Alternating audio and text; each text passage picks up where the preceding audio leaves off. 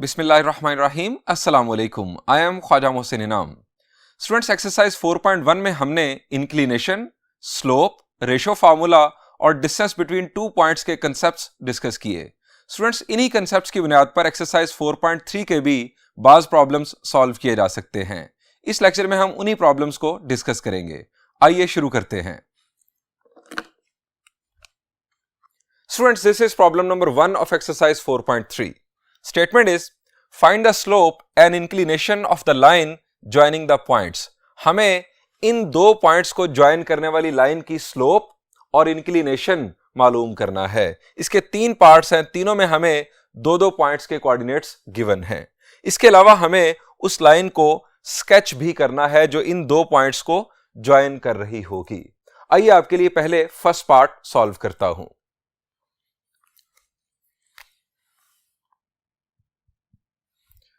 Students, हम इन दो points को नाम दे लेते हैं पॉइंट ए और पॉइंट बी का। अगर आप नाम ना भी दें तो कोई मसला नहीं है, लेकिन स्केच जब हम कर रहे होंगे तो दो पॉइंट्स को लोकेट करते हुए हम उन पॉइंट्स के नाम साथ लिख देंगे, पॉइंट ए और पॉइंट बी। लेट ए हम कह देते हैं फर्स्ट पॉइंट को और बी कह देते हैं सेकंड पॉइंट को। जी स्टूडेंट्स, हमें स्लोप मालूम करनी है। शाबाश, बताएं कि स्लोप कैसे मालूम करेंगे। स्लोप का कंसेप्ट क्या था? जी, स्लोप का फॉर्मूला था y2 minus y1 over x2 minus x1 या y1 minus y2 over x1 minus x2। अगर आप न्यूमरेटर में किसी एक पॉइंट का ऑर्डिनेट लिखेंगे तो डिनोमिनेटर में उसी पॉइंट का एब्सिसा पहले लिखा जाएगा। m इज इक्वल टू, अब मैं फॉर्मूला नहीं लिख रहा हूं, डायरेक्ट यूज करूंगा। आप अगर न्यूमरेटर में पहले इसका ऑर्डिनेट लिखेंगे तो डिनोमिनेटर में इसी का एब्सिसा लिखा जाएगा। इसी तरह से अगर आप न्यूमरेटर में पहले इसका ऑर्डिनेट लिखेंगे तो डिनोमिनेटर में इसी का एब्सिसा पहले लिखा जाएगा। 11 माइनस 4 ओवर 5 माइनस माइनस 2, तो ये बन जाएगा 5 प्लस 2। 11 minus 4 is 7 और 5 plus 2 is also 7। m की वैल्यू स्टूडेंट्स हमारे पास आ गई 1।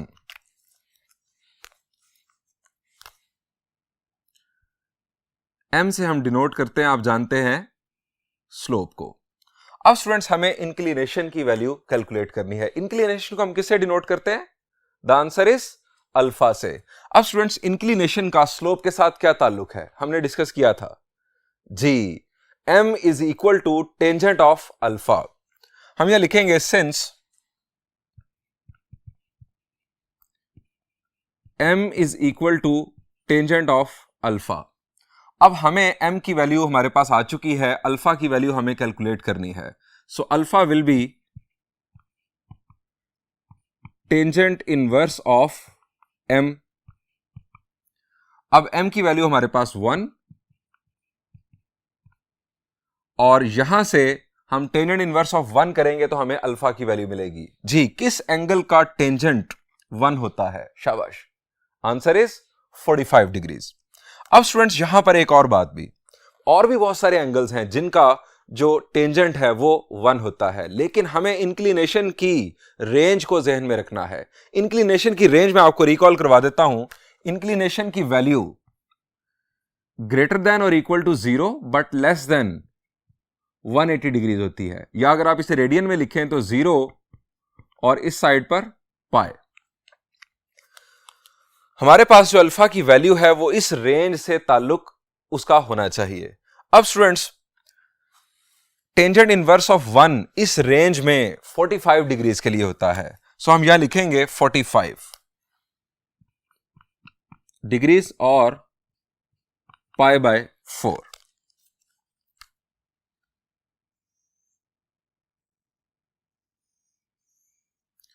अब स्टूडेंट्स, हमें कहा गया था कि इस लाइन को स्केच भी करें। आइए एक्स वाई प्लेन पर इस लाइन को स्केच करते हैं। ये स्टूडेंट्स एक्स वाई प्लेन। अब एक्स वाई प्लेन पर पहले हम लोकेट करेंगे इन दो पॉइंट्स को, पॉइंट ए और पॉइंट बी। हमारे पास ये दो पॉइंट्स, पॉइंट ए और point B. Students, point A को ये हमने लोकेट किया और ये हमने पॉइंट बी को लोकेट कर लिया। स्टूडेंट्स वेरी वेरी सिंपल, सिर्फ पॉइंट्स को लोकेट करना है और देन उन दोनों पॉइंट्स को हमने ज्वाइन कर देना है। ये हमने इन दोनों पॉइंट्स को ज्वाइन कर दिया। स्टूडेंट्स दोनों साइड्स पर एरो हेड लगा दीजिएगा। ये एक नेवर एंडिंग लाइन है। स्टूडेंट्स अगर हमें लाइन सेगमेंट बनाने के लिए कहा जाता तो हम इन दो पॉइंट्स के दरमियान सिर्फ जो है वो ज्वाइनिंग लाइन सेगमेंट बनाते, हम ये दोनों तरफ एक्सटेंड ना करते, ना ही एरो हेड बनाते। यहां पर हमें लाइन बनाने के लिए कहा गया है कि जो इन दोनों पॉइंट्स को ज्वाइन कर रही हो। सो ये आपके पास आ चुकी है लाइन, और आप इस लाइन को जरा देखें, ये एक्स एक्सिस के साथ, पॉजिटिव एक्स एक्सिस के साथ कितना एंगल बना रही है? The answer is 45 degrees. अब स्टूडेंट्स हम बढ़ते हैं नेक्स्ट पार्ट की जानिब।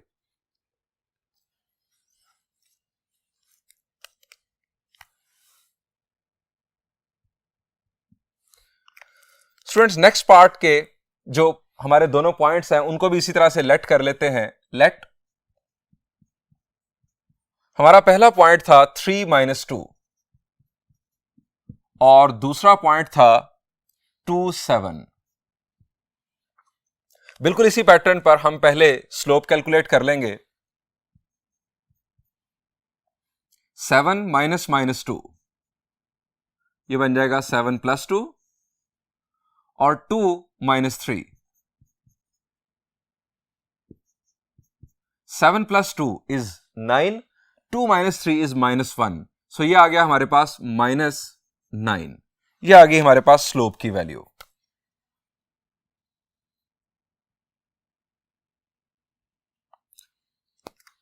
अब स्टूडेंट्स हमें मालूम करना है इंक्लिनेशन ऑफ द लाइन, लेकिन यहां पर हमें एक एहतियात की जरूरत है।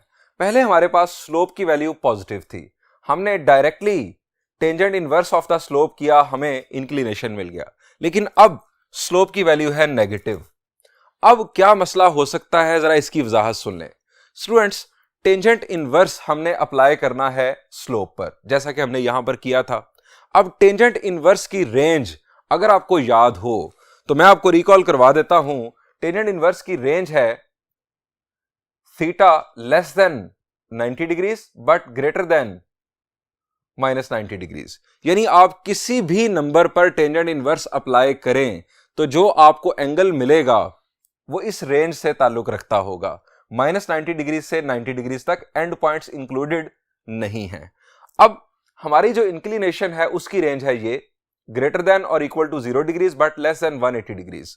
यानी जो 90 डिग्री से ग्रेटर एंगल्स हैं वो टेंजेंट इनवर्स की रेंज में शामिल ही नहीं है। अब अगर हमारा इंक्लिनेशन ग्रेटर देन 90 है, हमारा इंक्लिनेशन अगर ग्रेटर देन 90 है तो हमें इनवर्स टेंजेंट अप्लाई करने से वो एंगल नहीं मिलेगा। अब हमें करना क्या है? स्टूडेंट्स आपको याद रखना है कि अगर हमारे पास स्लोप आ जाए नेगेटिव तो आपको इंक्लिनेशन मालूम करने के लिए पहले रेफरेंस एंगल मालूम करना होगा। रेफरेंस एंगल आप मालूम करके फिर सेकंड क्वाड्रेंट में जाएंगे। इंक्लिनेशन के नेगेटिव होने का मतलब यह होगा कि आपका जो एंगल आ रहा है, जो इंक्लिनेशन आ रहा है वो सेकंड क्वाड्रेंट में आ रहा है, वो ग्रेटर देन 90 है।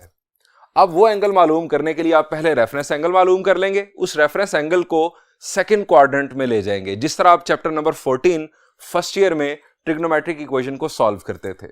उस रेफरेंस एंगल को सेकंड क्वाड्रेंट में ले जाएंगे और फिर उसकी मदद से हम इंक्लिनेशन की वैल्यू मालूम करेंगे। आइए आपको इसकी डिटेल बताता हूं। हम यहां लिखेंगे as slope is negative so we will find reference angle.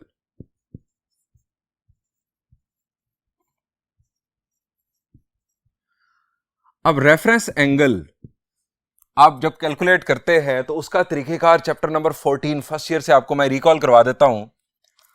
आप टेंजेंट इनवर्स अप्लाई करते हैं, नेगेटिव साइन को आप नहीं देखते, आप सिर्फ और सिर्फ न्यूमेरिकल वैल्यू देखते हैं, पॉजिटिव नंबर जो है उसको देखते हैं। टेंजेंट इनवर्स ऑफ 9 आप ये आपके पास आ जाएगा रेफरेंस एंगल। अब इसको हम कैलकुलेट करते हैं कैलकुलेटर की मदद से। Tangent inverse of 9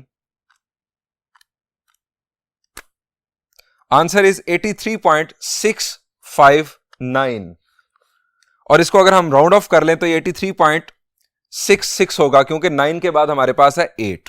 reference angle is equal to 83.66 degrees. ये स्टूडेंट्स आ गया हमारे पास रेफरेंस एंगल. अब स्लोप के नेगेटिव होने का मतलब यह है कि हमारा इंक्लिनेशन ग्रेटर देन 90 डिग्रीज है, डेफिनेटली लेस देन 180 डिग्रीज होगा. अब इस रेफरेंस एंगल को हम ले जाएंगे सेकंड क्वाड्रेंट के अंदर.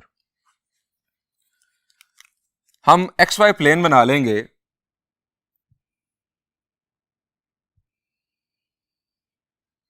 और इस रेफरेंस एंगल को एक्स वाई प्लेन में ड्रॉ कर देंगे.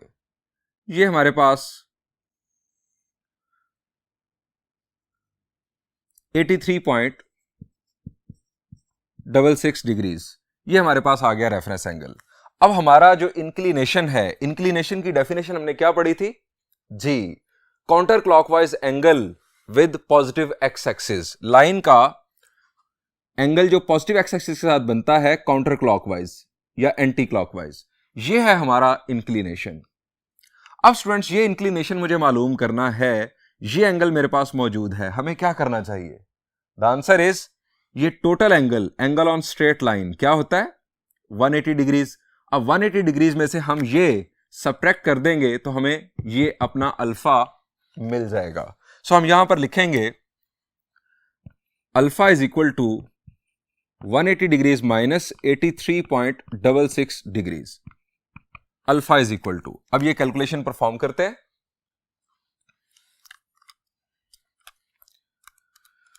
180 minus 83.66. The answer is 96.34. 96.34 value से आप समझ गए कि ये एंगल सेकंड क्वाड्रेंट में है, ग्रेटर देन 90 है.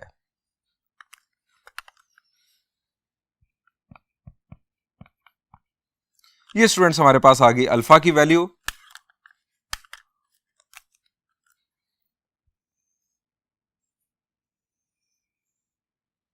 फिर आपको एक दफा बता दूं कि अगर हमारे पास स्लोप पॉजिटिव हो, जिस तरह के यहां पर थी, तो आप डायरेक्ट इस फार्मूला से अपना इंक्लिनेशन इवेलुएट कर लेंगे टेंजेंट इनवर्स अप्लाई करने से. लेकिन अगर स्लोप नेगेटिव होगी तो फिर आपको रेफरेंस एंगल मालूम करना होगा, क्योंकि टेंजेंट इनवर्स की रेंज में ऑब्ट्यूज एंगल्स नहीं आते.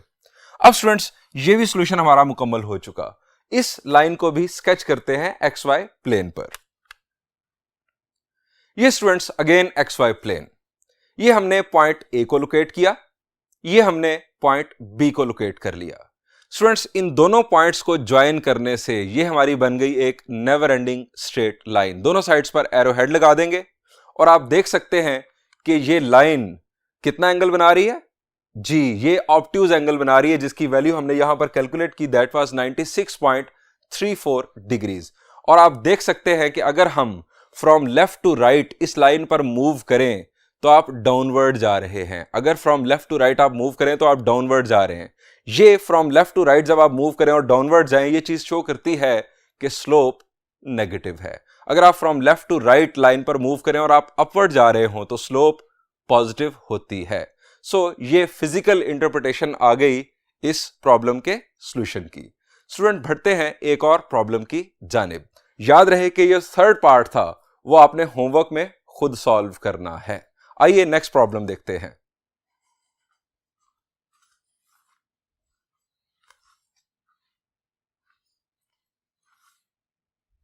Students, this is second problem of exercise 4.3.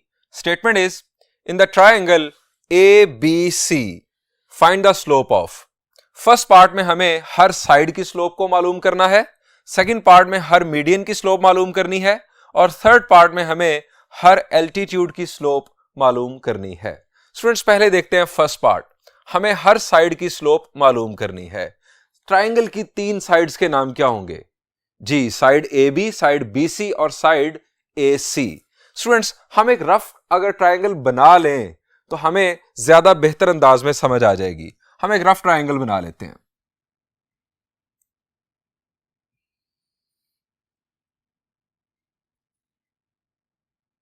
Students मैं वैसे कई दफा बता चुका हूं लेक्चर्स में कि मैं इसे रफ ट्राइंगल किस लिए कह रहा हूं.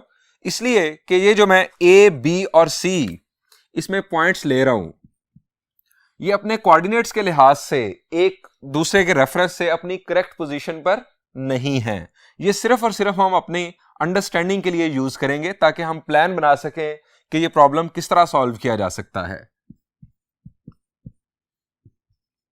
इसके साथ बाकायदा आपको लिखना है कि ये रफ डायग्राम है। 4 -4, 2 और C -2, -6। अब आप ये भी सोच सकते हैं कि सर रफ डायग्राम आप क्यों बना रहे हैं, हम एक्स वाई प्लेन पे एक्चुअल डायग्राम बना लेते हैं। तो स्टूडेंट्स, ये प्रॉब्लम आपको एग्जाम्स में शॉर्ट क्वेश्चन के तौर पर आ सकता है।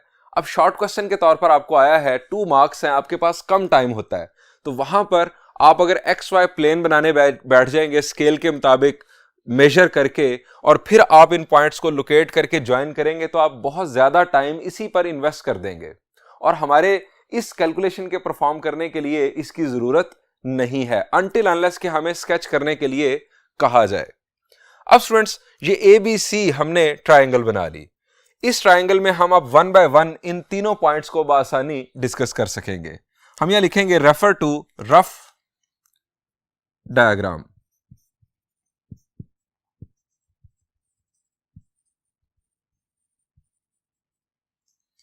अब हमारे पास है ट्राइंगल की 3 sides, A B, B C और ए सी। हम 1 बाय 1 इन तीनों साइड्स की स्लोप्स मालूम करते हैं। मैं यानी फर्स्ट पार्ट का जो सॉल्यूशन है वो स्टार्ट कर रहा हूं। जो साइड ए बी है उसकी स्लोप को हम इस तरह से डिनोट कर सकते हैं, एम लिखकर उसका सबस्क्रिप्ट आप लिख दें ए बी। अब इस साइड की हमें स्लोप मालूम करनी है, पहले ऑर्डिनेट्स का डिफरेंस और फिर डिनोमिनेटर में एब्सिसास का डिफरेंस, ऑर्डर सेम रहना चाहिए। 6 - 2 और 8 - -4, दैट विल बी +4। अब 6 - 2 इज 4 और 8 + 4 इज 12। तो slope of A B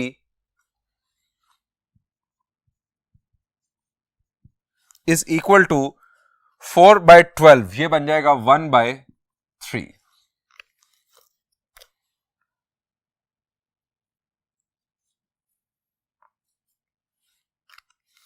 next, slope of B C.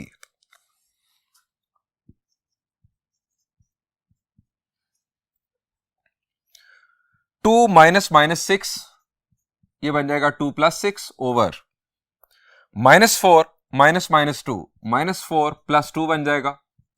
6 + 2 is 8, -4 + 2 is -2। अब 8 divided by -2, it will be -4।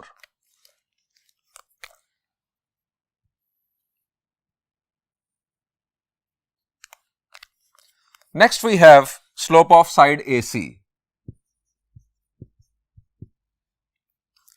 AC के लिए -6 -6, -2 -8, -6 -6 is -12 और -2 -8 is -10। माइनस कैंसिल हो जाएगा, 2 6 are 12, 2 5 are 10, 6/5। ये हमारे पास थर्ड साइड की स्लोप आ गई 6/5।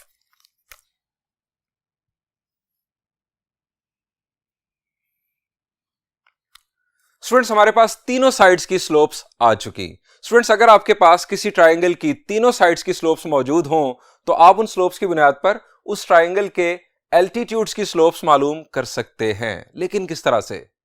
एल्टीट्यूड की डेफिनेशन क्या है? शाबाश, रिकॉल करें, शाबाश जी। एल्टीट्यूड की डेफिनेशन है a line segment joining one vertex to the opposite side और extension of opposite side perpendicularly is called altitude of the triangle. Students, altitude का मतलब होता है हाइट ऑफ द ट्राइंगल। आप किसी भी साइड को बेस मानकर एल्टीट्यूड ड्रॉ कर सकते हैं उस ट्राइंगल का। स्टूडेंट्स, अगर हम साइड ए बी को बेस मान लें तो इसकी अपोजिट इसका जो अपोजिट वर्टेक्स है उससे हम इसके ऊपर या इसकी एक्सटेंशन के ऊपर जो परपेंडिकुलर ड्रॉप करेंगे वो होगा altitude of the triangle side A B को बेस मानते हुए। इसी तरह साइड बी सी को बेस मानते हुए भी हम एल्टीट्यूड ड्रॉ कर सकते हैं और साइड AC को भी बेस मानते हुए हम एल्टीट्यूड ड्रॉ कर सकते हैं। अब स्टूडेंट्स, एल्टीट्यूड साइड के ऊपर या उसकी एक्सटेंशन के ऊपर परपेंडिकुलर होता है। अब आपको रिकॉल करना है, हमने फर्स्ट एक्सरसाइज में डिस्कस किया था एक्सरसाइज 4.1 में कि अगर दो लाइंस परपेंडिकुलर हों तो उनकी स्लोप्स का आपस में क्या ताल्लुक होता है। शाबाश जी, एक की स्लोप दूसरे का नेगेटिव रेसिप्रोकल होती है। इसका मतलब यह है कि हमारे पास अगर साइड AB की स्लोप मौजूद हो तो इस पर जो एल्टीट्यूड ड्रॉ होगा वो चूंकि इसके परपेंडिकुलर होगा, एल्टीट्यूड की स्लोप साइड AB की स्लोप का नेगेटिव रेसिप्रोकल होगी। तो हम यहां पर सेकंड बल्कि थर्ड सॉल्यूशन की बात करते हैं जो इसके रेफरेंस से किया जा सकता है। हम यहां लिखेंगे if AB is considered as base, then slope of altitude is equal to negative reciprocal of the side of the negative reciprocal of the slope of side AB। ये आ गया negative reciprocal of the slope side AB। अब side AB की slope हमारे पास ये है, हम इसे लिखेंगे -1/3। अब ये 3 कहां जाएगा जी, ये 1 के साथ मल्टीप्लाई हो जाएगा तो slope of altitude, keep in mind कि जब साइड AB को हम बेस कंसीडर कर रहे हैं, ये हो जाएगा -3।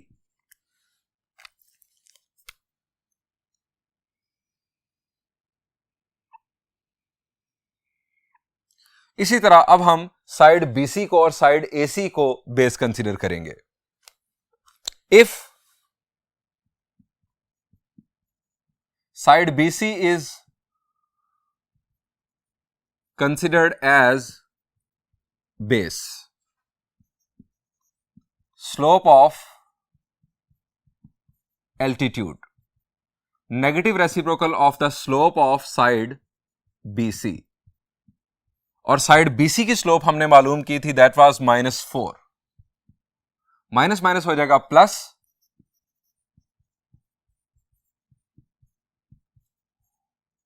और हमारे पास आंसर आ जाएगा +1/4।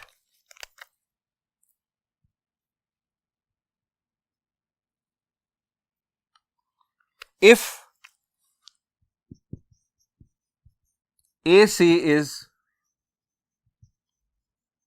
considered as base, slope of altitude, negative reciprocal of the slope of side AC 6/5, ये क्या हो जाएगा? The answer is 5/6।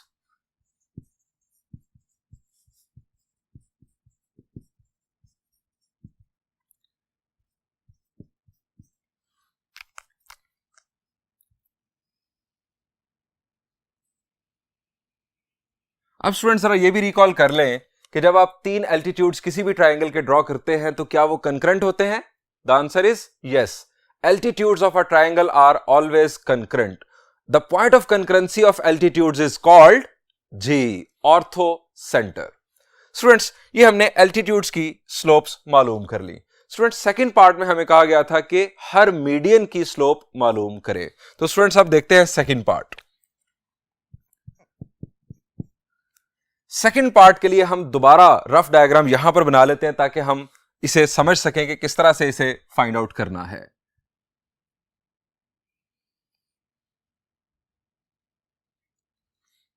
हमारे पास पॉइंट ए था 8,6, पॉइंट बी के कोऑर्डिनेट्स थे -4,2 और पॉइंट सी के कोऑर्डिनेट्स थे -2, -6। अब स्टूडेंट्स, हमें हर मीडियन की स्लोप मालूम करनी है, लेकिन सवाल यह है कि मीडियन होता क्या है, हमें रिकॉल करना होगा। हमने एक्सरसाइज 4.1 में डिस्कस किया था जी, मीडियन की डेफिनेशन है a line segment joining one vertex to the mid point of opposite side is called median. अब चूंकि 3 वर्टिसेस हैं और 3 साइड्स हैं, सो हम किसी भी ट्राइंगल के लिए 3 मीडियंस ड्रॉ कर सकते हैं। स्टूडेंट्स, मीडियंस के बारे में हमने ये भी पढ़ा था कि medians of any triangle are always concurrent. The point of concurrency of medians is called centroid. और एक और इंफॉर्मेशन जो हमने सेंट्रॉइड के बारे में पढ़ी थी, जो पॉइंट ऑफ कंकरेंसी है इन मीडियंस का, कि सेंट्रॉइड डिवाइड्स ईच मीडियन इन 2:1। अब ये डिवाइड किस तरह से करता है? फ्रॉम वर्टेक्स टू सेंट्रॉइड 2 और from centroid to the mid point of opposite side 1। ये रेशो हमने वहां बड़ी डिटेल में डिस्कस की थी। अब स्टूडेंट्स, हमें मीडियन की अगर स्लोप मालूम करना है तो हमारे पास 3 मीडियंस ड्रॉ करने के लिए तीनों साइड्स के मिड पॉइंट्स होने चाहिए। हमने यहां पर ड्रॉ नहीं करने। इनफैक्ट अगर मैं आपको यहां रफ डायग्राम में बता रहा हूं, अगर मीडियन की स्लोप मालूम करनी है तो हमें साइड ए बी का मिड पॉइंट मालूम होना चाहिए। फर्ज किया कि ये साइड ए बी का मिड पॉइंट है, हम इसे डी का नाम दे देते हैं। अब मीडियन जो मैं ड्रॉ करूंगा वो इस तरह का होगा। ये होगा हमारा first median, that is C D.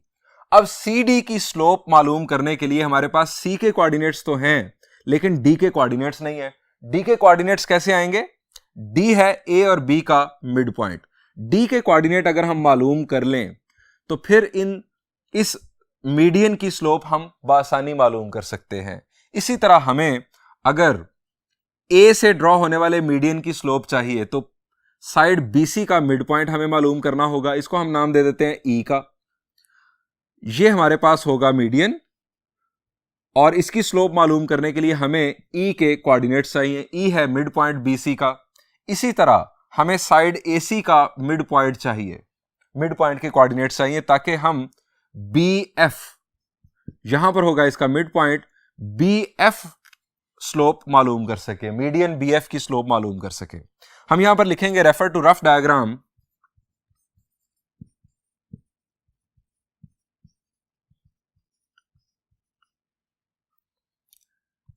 Late D E and F be the midpoints of sides AB, BC and CA respectively। अब हमें इन पॉइंट्स के कोऑर्डिनेट्स मालूम करने हैं। डी के कोऑर्डिनेट्स, अब डी के कोऑर्डिनेट्स मालूम करने के लिए हम यूज करेंगे ए और बी को। मिड पॉइंट फार्मूला हम यूज करेंगे। मिड पॉइंट फार्मूला में आप जानते हैं कि एक्स कोऑर्डिनेट कैलकुलेट करने के लिए एब्सिसस का सम डिवाइडेड बाय 2, 8 - 4 डिवाइडेड बाय 2 और फिर 6 + 2 डिवाइडेड बाय 2। डी के कोऑर्डिनेट्स हमारे पास आ गए। 8 - 4 is 4, 4/2 will be 2, 6 + 2 is 8, 8 divided by 2 is 4। ये हमारे पास आ गए डी के कोऑर्डिनेट्स। इसके बाद ई के कोऑर्डिनेट्स। ई है बी और सी का मिड पॉइंट, ये हम पहले लिख चुके। -4 - 2 डिवाइडेड बाय 2 और 2 - 6 डिवाइडेड बाय 2। ई के कोऑर्डिनेट्स हमारे पास आ गए। -4 - 2 is -6, -6 divided by 2 is -3, 2 - 6 is -4, -4 divided by 2 is -2। F, A और सी का मिड पॉइंट है 8 - 2 डिवाइडेड बाय 2 और 6 - 6 डिवाइडेड बाय 2।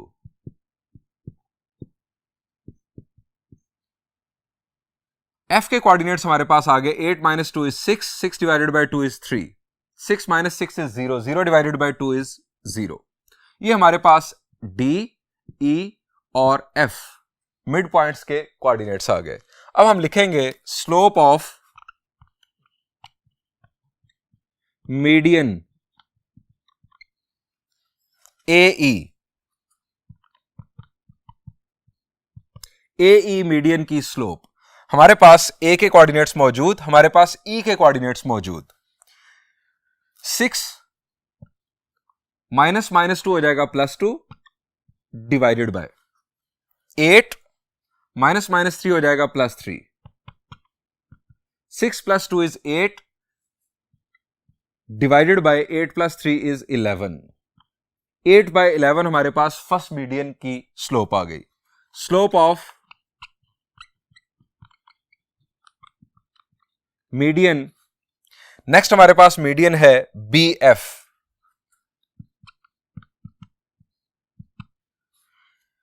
B का y कोऑर्डिनेट है 2 माइनस F का y कोऑर्डिनेट 0, B का x कोऑर्डिनेट है -4 और F का x कोऑर्डिनेट है 3। 2 divided by -7, it will be -2/7।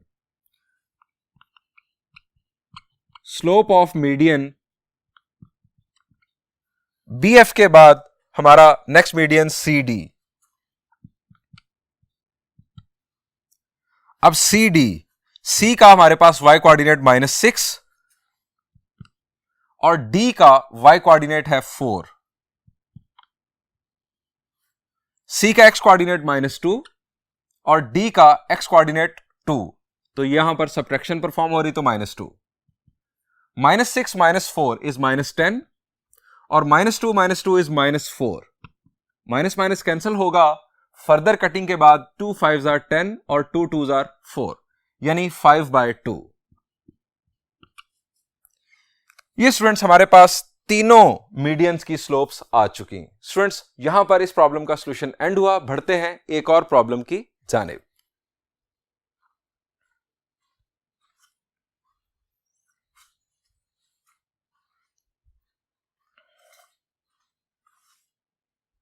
Students, this is problem number 3 of exercise 4.3. Statement is, by means of slope, show that the following points lie on the same line. Students, इस problem के 4 parts हैं। मैं आपके लिए 4th part discuss करने जा रहा हूं। हमें साबित करना है कि ये 3 points lie on the same line हैं। Students, जो points एक लाइन पर lie करते हो, उन points को क्या कहते हैं? The answer is collinear points. को का मतलब together, linear comes from line, collinear यानी together on a line. Students हमें स्लोप के कंसेप्ट से यह साबित करना है कि 3 पॉइंट्स collinear हैं। स्टूडेंट्स एक्सरसाइज 4.1 प्रॉब्लम नंबर 7 इसी टाइप का था। वहां पर हमें 3 पॉइंट्स गिवन थे और हमें कहा गया था कि एच की वैल्यू मालूम करो अगर ये पॉइंट्स collinear हों। स्टूडेंट्स वहां पर हमने बड़ी डिटेल से डिस्कस किया था कि हम 3 पॉइंट्स को किस तरह कोलिनियर साबित कर सकते हैं। हमने फर्स्ट ऑप्शन डिस्कस किया था कि अगर 3 पॉइंट्स हमें कोलिनियर साबित करने हों तो आप उन 3 पॉइंट्स को यूज करते हुए 3 डिफरेंट स्लोप्स मालूम कर सकते हैं, AB, BC और AC। अगर इन 3 में से कोई सी 2 स्लोप्स भी आपस में इक्वल आ जाएं तो वो तीनों पॉइंट्स कोलिनियर होंगे। इनफैक्ट अगर कोलिनियर होंगे तो ये तीनों स्लोप्स सेम होंगी। आपको सिर्फ 2 स्लोप्स मालूम करनी है। अगर वो 2 स्लोप्स ही इक्वल आ गई तो पॉइंट्स कोलिनियर साबित हो जाएंगे। स्टूडेंट्स हमने दूसरा ऑप्शन भी डिस्कस किया था, वो था डिस्टेंस फार्मूला से रेलेवेंट। आप 3 डिस्टेंस यहां पर मालूम कर सकते हैं, डिस्टेंस AB, डिस्टेंस BC और डिस्टेंस AC। आप तीनों डिस्टेंस मालूम कर लें। अगर कोई से 2 डिस्टेंसेस का सम तीसरे डिस्टेंस के इक्वल आ जाए तो तीनों पॉइंट्स कोलिनियर होंगे। स्टूडेंट्स हमें यहां पर वाज़ेह तौर पर कहा गया है कि आप बाय मींस ऑफ स्लोप साबित करो कि 3 पॉइंट्स कोलिनियर हैं या नहीं। तो स्टूडेंट्स हम स्टार्ट करते हैं। हम इन तीनों पॉइंट्स को नाम दे लेते हैं A, B और C का। लेट सॉल्यूशन यहां पर स्टार्ट हुआ। हम यहां लिखेंगे लेट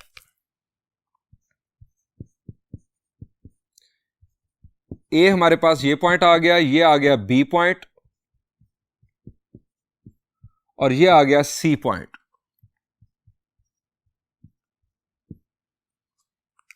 अब स्टूडेंट्स 2 स्लोप्स मालूम कर लेते हैं। स्लोप AB, इन दोनों की मदद से स्लोप अब a plus B minus 2b भी हम लिख सकते हैं, 2b minus a plus b भी लिख सकते हैं। तो students a plus B minus 2b, मैंने इसका y कोऑर्डिनेट पहले यूज किया, अब इसी का एब्सिसा मैं पहले यूज करूंगा, divided by c minus a। इसको सिंप्लीफाई किया तो ये a b minus 2b will be minus b divided by c minus a। ये हमारे पास आ गई slope of side A B. अब इनफैक्ट ये साइड नहीं थी, दो पॉइंट्स को मिलाने वाले लाइन सेगमेंट की स्लोप। अब एक और स्लोप आप मालूम कर लें, से हम ए सी की स्लोप या बी सी की स्लोप मालूम कर लेते हैं। Slope of B C, B C A plus B minus 2a। अब मैंने इसका ऑर्डिनेट पहले लिखा है तो अब इसी का एब्सिसा पहले लिखूंगा, c माइनस, अब माइनस की वजह से ये साइन चेंज हो जाएंगे, 2c plus a minus 2a will be minus a plus b divided by c minus 2c will be minus c plus a। अब स्टूडेंट्स क्या ये दोनों सेम है? द आंसर इज यस, लेकिन नजर नहीं आ रही। अब इन्हें सेम बनाया जा सकता है, इनफैक्ट ये सेम हैं। अब किस तरह से कि यहां पर है a माइनस बी, यहां पर a माइनस बी बनाने के लिए हमें यहां पर माइनस कॉमन लेना होगा, इसी तरह यहां पर भी माइनस कॉमन लेना होगा। वो माइनस और माइनस कैंसिल होंगे, हमारे पास यहां पर आ जाएगा c माइनस a और यहां पर आ जाएगा a minus B. Slope of B C is equal to, minus common लिया तो a minus B, minus common लिया तो c माइनस a, ये माइनस और minus cancel, a minus B over c minus a।